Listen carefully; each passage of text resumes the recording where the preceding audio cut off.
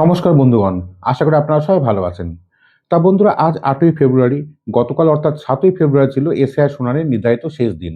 আমি আপনাদেরকে আগেই জানিয়েছিলাম ৭ তারিখ শুনানি শেষ হওয়ার পরে আজ সকালে আমি আপনাদেরকে জানাবো এই মুহূর্তে এসআইআর কোথায় এসে দাঁড়িয়েছে, কতজন ভোটারের নাম বাদ গেছে আর সামনে কি হতে চলেছে। আজ সেই সব গুরুত্বপূর্ণ আপডেট নিয়েই কথা বলবো। তাই ভিডিওটা শেষ পর্যন্ত মন দিয়ে দেখবেন। আর নতুন হয়ে থাকলে চ্যানেলটা সাবস্ক্রাইব করবেন যাতে নতুন নতুন আপডেট মিস না হয়। সবচেয়ে আগে একটি ভালো খবর আপনাদের জানাই। অবশেষে ইলেকশন কমিশন ডমিসাইল সার্টিফিকেটকে বৈধ নথি হিসাবে গ্রহণ করেছে। এই ডমিসাইল সার্টিফিকেট সাধারণত এসডিও বা ডিএম অফিস থেকে ইস্যু করা হয় এবং যারা টানা 15 বছর রাজ্যে বসবাস করছেন নির্দিষ্ট কিছু শর্ত মেনে তারা এই সার্টিফিকেট পেয়ে থাকেন। ইলেকশন কমিশন এখন এই ডকুমেন্টটিকে মাধ্যমিকের অ্যাডমিট কার্ডের মতো এসআর এর একটি প্রামাণ্য নথি হিসাবে মান্যতা দিয়েছে। অর্থাৎ যাদের কাছে ডমিসাইল সার্টিফিকেট আছে তারা এই নথি দেখিয়ে ফাইনাল এসআর তালিকায় নিজের নাম তুলতে পারবেন। এটা ইলেকশন কমিশনের পক্ষ থেকে ফাইনালি জানানো হয়েছে। এবার আসি সবচেয়ে গুরুত্বপূর্ণ প্রশ্নে।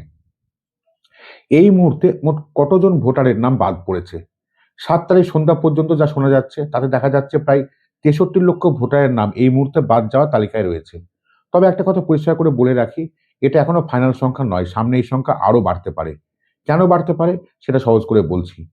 যখন ড্রাফট ভোটার লিস্ট প্রকাশিত হয়েছিল তখন ডিলিটেড ভোটার, শিফটেড ভোটার, অনুপস্থিত ভোটার এবং মৃত ভোটার এই সব মিলিয়ে প্রায় ৫৮ লক্ষ ভোটার প্রথম ধাপে বাদ পড়ে যায়। এরপর প্রায় ১,৫২,০০,০০০ ভোটারকে নো ম্যাপিং সংক্রান্ত শুনানির নোটিশ দেওয়া হয়েছিল। কিন্তু সেখান থেকে প্রায় ৫ লক্ষ ভোটার শুনানিতে হাজির হননি। অর্থাৎ ৫৮ লক্ষ প্লাস ৫ লক্ষ সমান ৬৩ লক্ষ ভোটার এই মুহূর্তে বাতিলের তালিকায় রয়েছেন। ফাইনাল সংখ্যা কত হবে তা ইলেকশন কমিশন বিজ্ঞপ্তি না দেওয়া পর্যন্ত নিশ্চিতভাবে বলা যাবে না। তবে আপাতত ৬৩ লক্ষ কনফার্ম। তৃতীয় বড় আপডেট, শুনানির ডেট এক্সটেন্ড হবে কিনা। সরকারি সূচি অনুযায়ী ৭ই ফেব্রুয়ারিতে শুনানি শেষ হওয়ার কথা ছিল, কিন্তু বিভিন্ন নির্ভরযোগ্য সূত্র থেকে যে খবর আসছে তাতে বলা হচ্ছে শুনানির সময়সীমা আরও প্রায় ৭ দিন বাড়তে পারে। এর প্রধান কারণ হলো কিছু জেলায় এখনো বিপুল সংখ্যক শুনানি বাকি আছে, বিশেষ করে মালদা, দক্ষিণ চব্বিশ পরগনা এবং উত্তর কলকাতা। এই ৩টি জেলায় এখনো অনেক ভোটারের শুনানি শেষ হয়নি। এছাড়াও যাদের শুনানি ইতিমধ্যে শেষ হয়ে গেছে তাদের অনেক তথ্য এখনো পুরোপুরি আপলোড করা শেষ হয়নি। এইসব কাজ শেষ করতে ইলেকশন কমিশনের অন্তত ১ সপ্তাহ সময় লাগবে।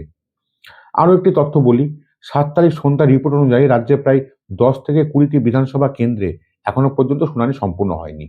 সেই কারণে শুনানি শেষ করতেই ডেট বাড়ানো প্রায় বাধ্যতামূলক হয়ে দাঁড়াচ্ছে। তার ডেট বাড়ানো হলে এটা কি পুরো রাজ্যের জন্য নাকি কিছু জেলার জন্য, এটা নিয়ে অবশ্য দুরকম আলোচনা চলছে। কেউ বলছেন শুধু যেসব জেলায় বা বিধানসভায় শুনানি বাকি আছে শুধু সেখানেই ডেট বাড়ানো হবে। আবার অনেকের মত পুরো রাজ্যের জন্য ৫ থেকে ৭ দিন ডেট এক্সটেন্ড হতে পারে। তবে কোনটা হবে সেটা ইলেকশন কমিশনের অফিসিয়াল নোটিশ এলেই বোঝা যাবে। তা বন্ধুগণ, আপনারা হয়তো ভাবছেন ফাইনাল ভোটার লিস্টের তারিখও কি পিছবে। আগে বলা হয়েছিল ১৪ই ফেব্রুয়ারি ফাইনাল এসআর তালিকা প্রকাশিত হবে, কিন্তু যদি শুনানির সময় ৫ থেকে ৭ দিন বাড়ে তাহলে স্বাভাবিকভাবেই ফাইনাল তালিকার ডেটটাও পিছবে। অর্থাৎ ১৪ ফেব্রুয়ারির ডেট আরও কয়েকদিন পিছিয়ে যাওয়ার প্রবল সম্ভাবনা তৈরি হয়েছে। তবে এই পরিস্থিতির পিছনে কিছু আইনি বিষয় আছে।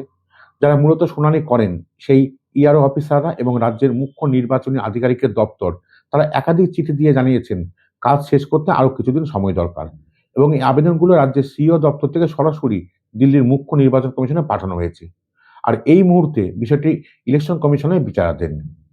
তবে এখনো পর্যন্ত ডেট এক্সটেনশন নিয়ে অফিসিয়ালি ঘোষণা আসেনি, কিন্তু সম্ভাবনা খুবই জোরালো। তা বন্ধুগণ, এই ছিল আজকের আপডেট। যদি ভিডিওটা ভালো লাগে অবশ্যই লাইক করবেন আর বন্ধুদের সঙ্গে শেয়ার করবেন, কারণ এসআর নিয়ে প্রতিটা আপডেট অনেকের জন্য খুব জরুরি। দেখা হবে আবার পরের ভিডিওতে। ভালো থাকবেন, সুস্থ থাকবেন।